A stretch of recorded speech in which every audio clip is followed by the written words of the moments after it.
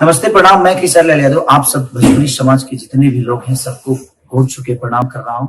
जिस गाने का बेसब्री से आप सबको इंतजार है, मेरे से ज्यादा आप लोग एक्साइटेड हैं इस गाने को लेकर, जिसका नाम है सैया ने देखा ऐसे में पानी पानी हो गई। और पहली बार भोजपुरी में 9 तारीख को ये गाना रिलीज हो रहा है सारेगामा हम भोजपुरी पे। तो सारेगामा हम भोजपुरी को सब्सक्राइब भी करिए, प्यार भी दीजिए और गाने को शेयर करिए और ढेर सारा आशीर्वाद के साथ इस गाने को 10 दिन में 100 मिलियन कर दो।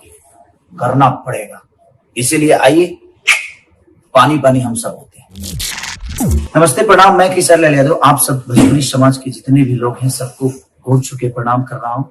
जिस गाने का बेसब्री से आप सबको इंतजार है, मेरे से ज्यादा आप लोग एक्साइटेड हैं इस गाने को लेकर, जिसका नाम है सैया ने देखा ऐसे में पानी पानी हो गई। और पहली बार भोजपुरी में 9 तारीख को ये गाना रिलीज हो रहा है सारेगामा हम भोजपुरी पे। तो सारेगामा हम भोजपुरी को सब्सक्राइब भी करिए, प्यार भी दीजिए और गाने को शेयर करिए और ढेर सारा आशीर्वाद के साथ इस गाने को 10 दिन में 100 मिलियन कर दो।